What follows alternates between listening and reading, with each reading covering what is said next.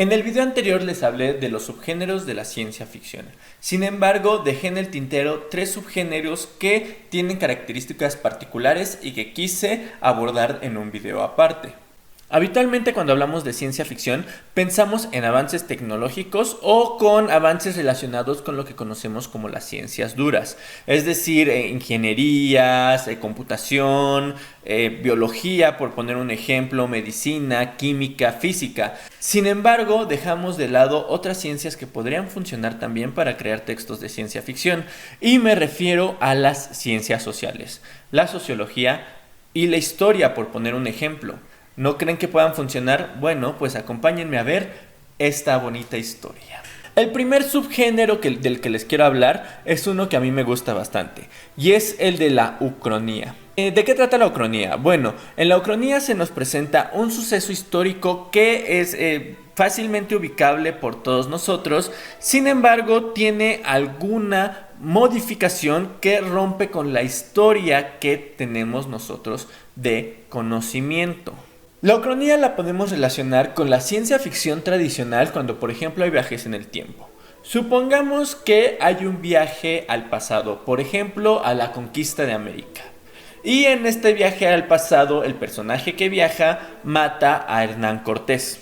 Esto desemboca en un futuro que tiene un cambio, y la importancia del texto no es el viaje al pasado en sí, sino toda la modificación histórica que se hizo a partir del asesinato de Hernán Cortés. ¿Por qué aclaro esto? Bueno, porque hay textos de viajes en el tiempo que el objetivo es reparar el daño del viaje en el tiempo. Sin embargo, en la ucronía el objetivo es más bien mostrarnos una alternativa a lo que hubiera pasado. También existen textos que nos presentan un avance tecnológico que a lo mejor no hubiéramos contemplado en el pasado. Por ejemplo, ya hablamos en el video anterior de que el steampunk está relacionado con la ucronía. Sin embargo, tiene características diferentes o específicas que no chocan tanto con este subgénero, pues son, por así decirlo, primos hermanos. Sin embargo, cada uno se va por su cuenta. Un ejemplo claro es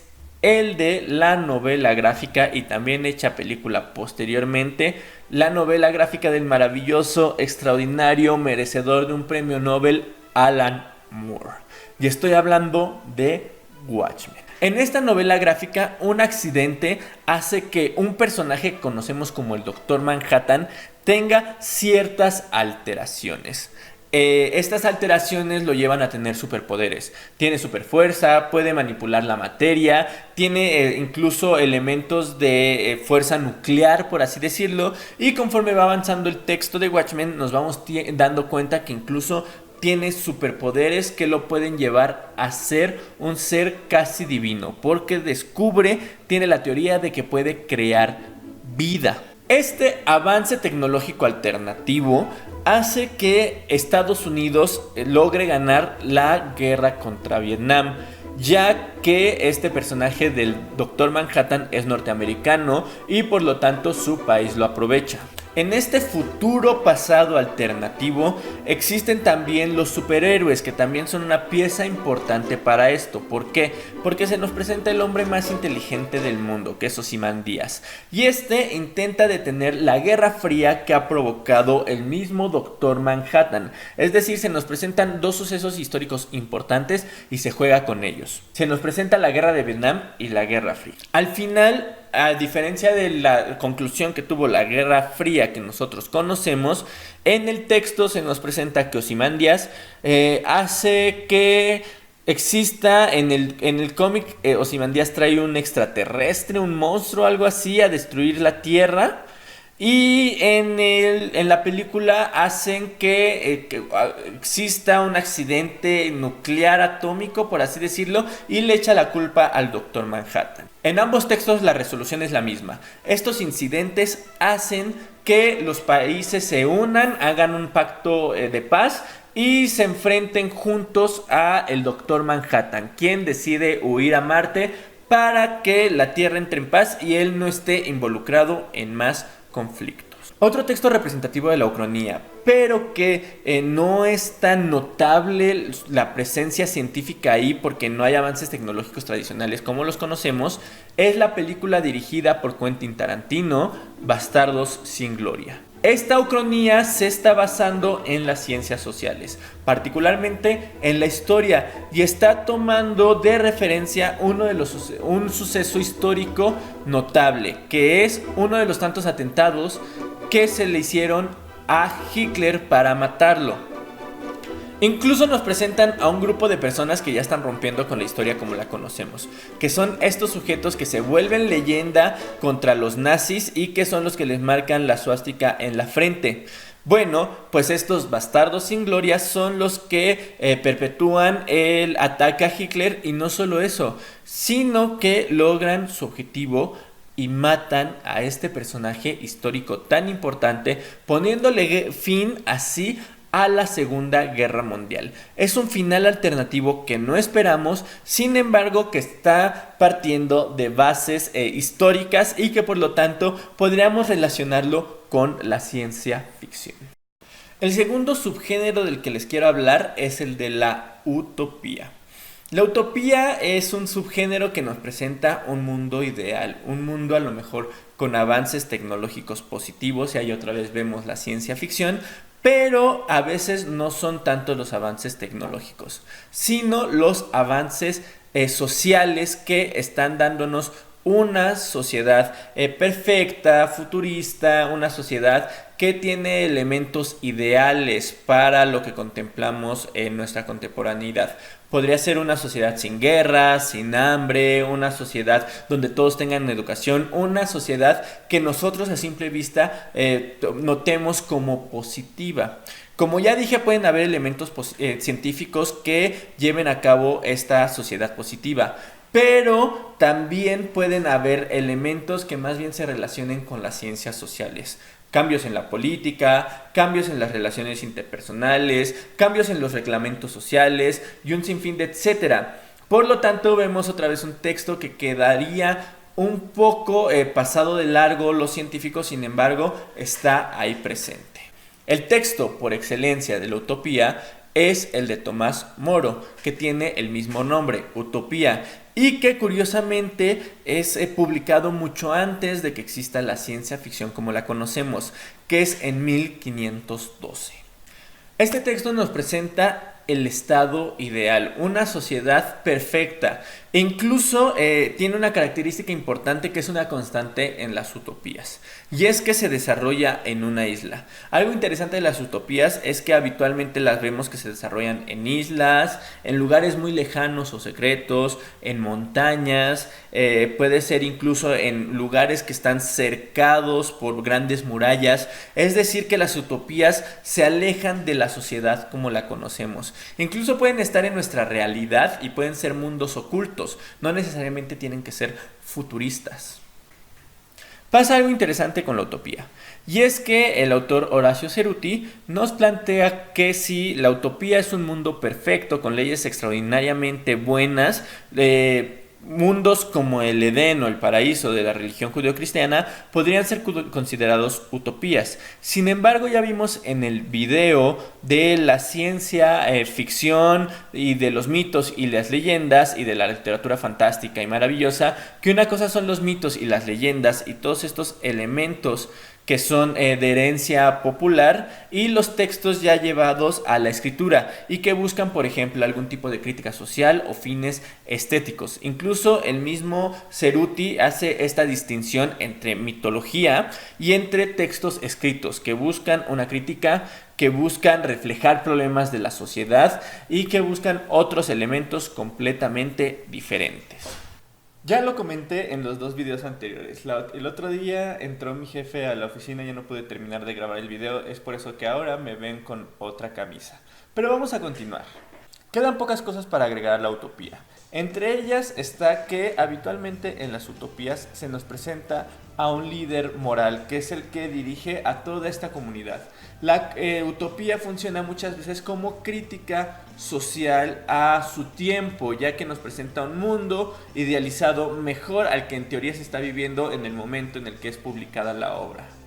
Aquí hay un dato curioso. Si ustedes leen a Flores Magón, el autor mexicano, se podrán dar cuenta que muchos de sus textos son utópicos. ¿Por qué? Bueno, porque Flores Magón escribe durante la Revolución Mexicana y él ve en el sistema socialista y en el sistema anárquico una posibilidad para mejorar como sociedad.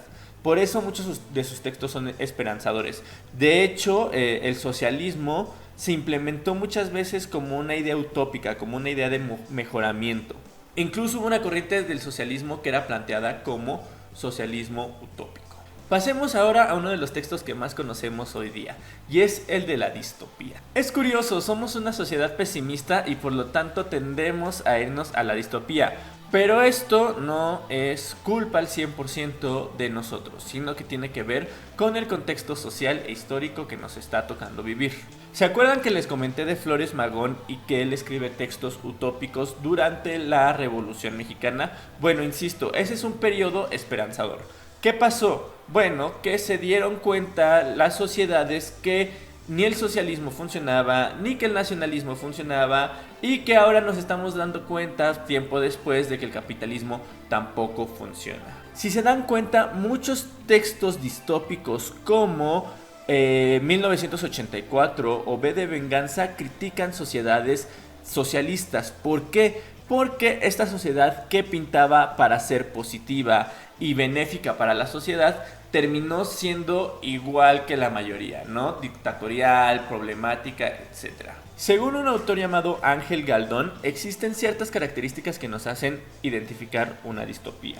A diferencia de la utopía que podía ser en nuestra contemporaneidad, pero en un lugar lejano, podríamos decir que la distopía puede ocurrir, o más bien habitualmente ocurre en un futuro planteando desde nuestra contemporaneidad.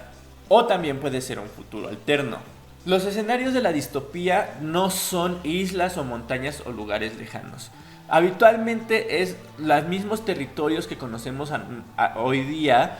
Pueden ser alianza de territorios o pueden ser territorios reestructurados, pero al final de cuentas suceden en nuestro plano de la realidad que conocemos. Puede haber variaciones, como que encontremos distopías en el espacio, como por ejemplo podríamos un poco verlo en Star Wars con esta idea del imperio. Sin embargo, hablando estrictamente, es común que lo veamos en un futuro. ¿Por qué? Porque lo que se está criticando es hacia dónde vamos como sociedad. Las distopías también buscan eliminar el pasado. Es decir, que parten, por ejemplo, de procesos posapocalípticos, o que al parecer esta distopía, al principio casi siempre en los textos distópicos está disfrazada de utopía. Entonces pareciera que el momento que se está viviendo es bueno y el pasado es malo y se elimina. O por ejemplo, estos nuevos conjuntos de gobierno se disfrazan como mejores o alternativos a los gobiernos anteriores. Al igual que en la utopía existe un líder. Sin embargo, en la utopía el líder es bondadoso, es bueno y toda la comunidad funciona en pos de ese líder. En la distopía el líder llega a ser tiránico, llega a ser mesiánico y a dominar a la sociedad. Y la sociedad está alienada, es decir que en lugar de defender a su líder bajo conciencia, más bien lo defienden porque están hipnotizados, porque están engañados o porque son obligados. También existen diferencias en los personajes principales entre la utopía y la distopía. Habitualmente el personaje principal de la utopía entra al mundo utópico para conocerlo, es un ente externo que entra al mundo utópico, lo conoce, descubre lo genial que es y lo quiere llevar a su realidad. En el texto distópico el personaje es parte de esta distopía y lo que pasa es que quiere salir de ella, ya conoce la distopía y de repente se da cuenta que algo está mal, que las cosas no funcionan y entonces se revela o quiere luchar contra ella, como por ejemplo una vez más en V de Venganza que vemos al personaje de Vi que intenta luchar contra la sociedad que incluso lo construyó y que se da cuenta que está mal. Aquí hay algo curioso y es que Un Mundo Feliz de Aldous Huxley se considera como el primer texto de distopía moderna y por lo tanto tiene ciertos rasgos que recupera de la utopía, como por ejemplo que el personaje que nos hace ver que la sociedad distópica está mal es el externo, es este niño salvaje que rescatan de esta como comunidad protegida y es el que dice todo esto está mal. todo esto no debe de ser así, todo esto es extraño, todo esto es artificial. Entonces, en este caso en particular, por ejemplo, el personaje, si bien sí es parte de la sociedad, porque vaya, está en una reserva, sin embargo, ya es parte de esta sociedad y lo intentan meter en ella, pues en realidad, desde su visión, él es externo. Él es un externo que entra a esta construcción del mundo feliz y se da cuenta que todo está mal, que tiene que salir de ahí. Y bueno, entonces esto pues son variantes, ¿no? Al momento de escribir los textos. También, como insisto, hay varias formas de construir los textos, no siempre cumplen con todos los puntos que les dije. Por lo tanto, les voy a leer una definición que da Ángel Moreno, que ya lo había citado en el video anterior, sobre la distopía. Los textos distópicos comparten una visión negativa de una sociedad ficticia, basada en la hiperbolización de los problemas culturales de nuestra sociedad. A diferencia de la ucronía o de la utopía, donde pueden haber avances tecnológicos de las ciencias duras involucrados o no, es más común ver en la distopía estos avances. ¿Por qué? Porque se nos presenta en un texto más bien futurista. Incluso podríamos suponer que hay textos donde no hay tantos avances tecnológicos para ilustrarnos la misma distopía. Estoy pensando un poco en Los Juegos del Hambre, esta famosa película y también libros famosos, donde el personaje principal, que es el de Katniss, tiene que salir a cazar para obtener su alimento, lo cual nos demuestra que viven en una sociedad precaria y pobre. Sin embargo, cuando se mueven a este mundo del Capitolio, podemos ver que sí hay avances tecnológicos notorios. Existe un sinfín ahorita de textos distópicos. Ya mencioné el mismo Los Juegos del Hambre, que puede ser criticado por muchos o no. Incluso estoy pensando en hacer un video en un futuro sobre si los Juegos del Hambre, qué propiedades literarias tienen los libros tal cual más que la película, pero bueno, eso es tema aparte. Las más famosas, V de Venganza, Un Mundo Feliz y por supuesto 1984, pasando por Fahrenheit 451. Desde mi punto de vista, la más representativa y la que cumple con más características de la distopía es 1984. Nos presenta al líder tiránico, que es el gran hermano, a la sociedad alienada, que incluso el mismo protagonista es parte de ella, y es el protagonista el que se da cuenta que las cosas están mal e intenta salir de ella. También nos presenta un posible futuro al tiempo en el que fue escrita la obra por Orwell. Y bien, esos son los subgéneros más importantes de la ciencia ficción. Ahora ya nos aventamos un sinfín de videos en este canal hablando sobre literatura maravillosa, sobre literatura fantástica, sobre ciencia ficción y sus subgéneros. Y ustedes se preguntarán, bueno, ¿y todo eso como para qué o qué? Bueno, aparte de que probablemente si llegaste hasta aquí es porque te llama la atención el tema, también es importante conocer todos estos subgéneros o géneros porque al entender cómo están funcionando podemos entender mucho de la obra. Por ejemplo, en un texto fantástico probablemente lo que se quiera criticar o con lo que se quiera jugar es con los miedos de nosotros como seres humanos. Por eso se nos presentan elementos extraños, elementos extraordinarios que sacan de onda o alertan al personaje principal.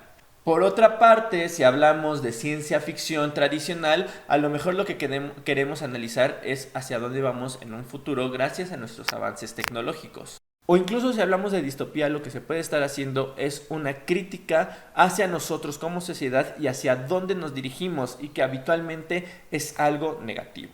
Así que venga, esto es todo lo que tengo que decir sobre estos géneros. Si ustedes quieren que me enfoque más en alguno o que hablemos más de alguno de ellos, déjenmelo saber aquí en la caja de los comentarios. También si quieren que analicemos alguna obra de ciencia ficción, de fantasía, de literatura fantástica y de todas estas ramas de las que ya he hablado aquí en el canal, también me lo pueden dejar saber. Y bueno, creo que eso es todo de mi parte. Quédense en Poéticamente Incorrecto porque vamos a estar hablando de poesía, literatura fantástica, de ciencia ficción y cultura pop.